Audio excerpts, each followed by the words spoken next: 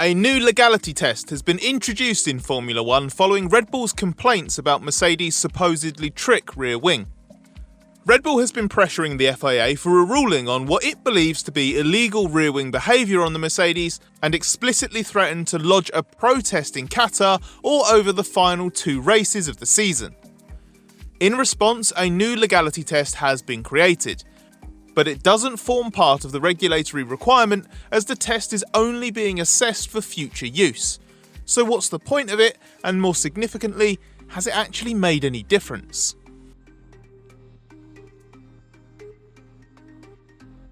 Before we get into the test itself, we need to properly understand why it matters.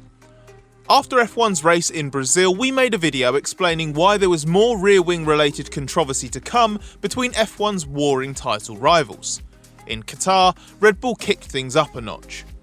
Red Bull emphatically stated it will protest Mercedes if it sees the same signs of what it believes to be an illegality with the rear wing. Red Bull has a theory that the Mercedes rear wing's main plane is deforming on track down the straights at high speed, marginally opening the slot gap and reducing drag as a result. When Max Verstappen controversially checked out Lewis Hamilton's rear wing after qualifying in Brazil and compared it to his own, Red Bull said he reported quite a significant difference in how it felt. Red Bull first raised its concern with the FIA in Brazil and made several comments over that weekend about Lewis Hamilton's straight-line speed in particular, but ruled out a protest as it wanted to consider more evidence. Team principal Christian Horner has now declared that what Mercedes is doing is hidden in the way it operates and harder to spot from a camera.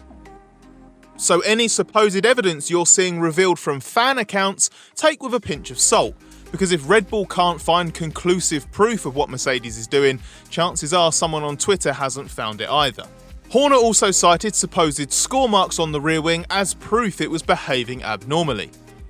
Red Bull reckons that whatever these marks are, they are a result of the main plane's position moving.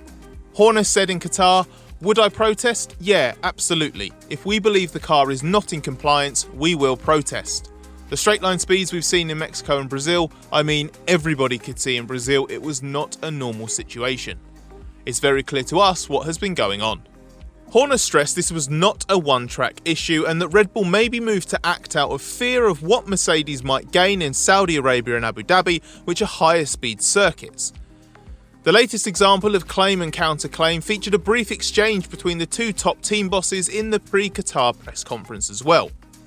Mercedes team boss Toto Wolff said in response to Horner's rear wing comments, "I've always said that's how you fight. You're trying to avoid that a competitor has an advantage.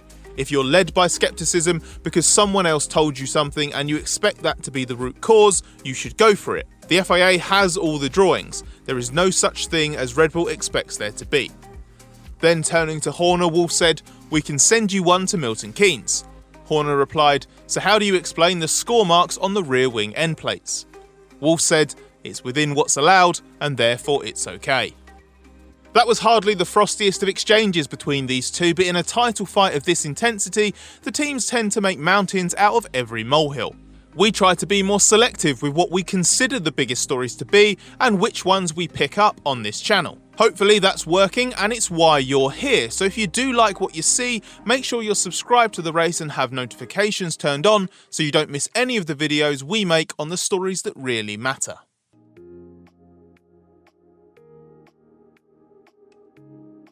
Red Bull hasn't just been doing its complaining in public, it's also been lobbying the FIA for an answer in private. The outcome is a new legality test whereby 2 35kg loads pull down on the main plane in 2 places at either end of the wing. Mercedes is said to have passed this new test, which is only intended to gather information. The new load test doesn't form part of the regulatory requirements, but it could lead to new criteria being applied in the future, and the FIA will be reviewing all the tests it completes with the technical advisory group. One suggestion is that before the end of the season it could become a technical directive. That would make it a part of how the rear wing legality is officially policed. But this could require some teams to beef up their rear wings, like earlier this year when there was another flexi-wing saga, that one aimed mainly at Red Bull. Back in the summer, teams were given a few weeks to do this, and there simply isn't the time left in the season to offer the same window now. So at the moment there's no risk of disqualification if the load test is failed, so long as the original tests were passed. That removes any urgent need to suddenly meet a new requirement, and in turn it casts doubt on Horner's claim that Mercedes had to change its rear wing for Qatar in anticipation of the new test. But in any case, Mercedes is adamant it hasn't changed the rear wing at all. It's the same part and has no material change that would alter the wing's physical characteristics. After Qatar qualifying, where Hamilton earned a clear pole position more than 4 tenths ahead of Verstappen, Horner claimed the new load test had pegged Mercedes back. He claimed Mercedes' straight line speed has come down a bit and looks normal, adding, "I think the load test is doing its job because the straight line speed is under control, so we're suddenly in line. We haven't seen that for about 4 or 5 races." Horner's comments were the same after the race as well, so Red Bull are absolutely adamant this has had an impact. But this claim appears to be at least slightly dubious. The relative performance of Mercedes and Red Bull through the speed traps and in terms of lap time on the straights was roughly the same in Qatar as in Brazil. Mercedes was closer to Red Bull, but not quite line on line in the speed trace as Horner insisted, and not by a dramatic difference.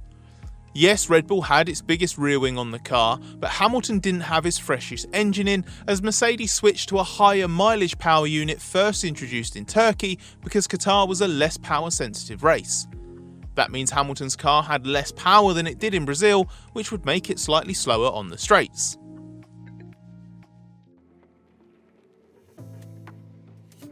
This brings us to Mercedes' rather dismissive responses to pretty much everything Red Bull said in this entire saga.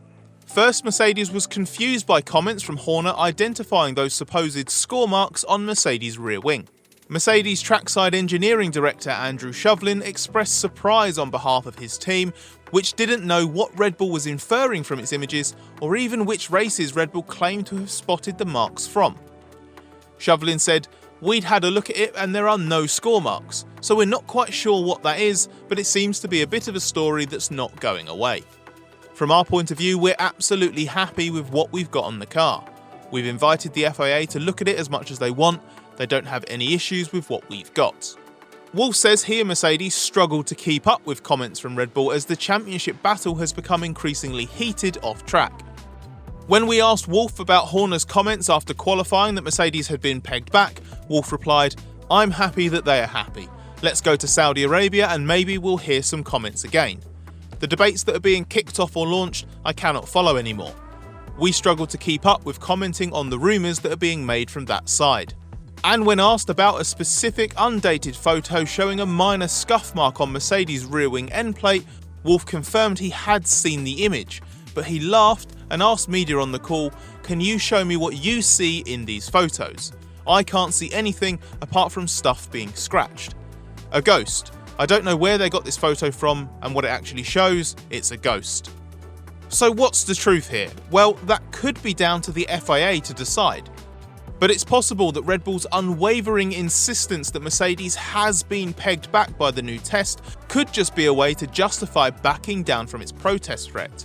There was a suggestion in Brazil that the FIA wanted to bat away Red Bull's initial query, or at least wouldn't be taking action against Mercedes.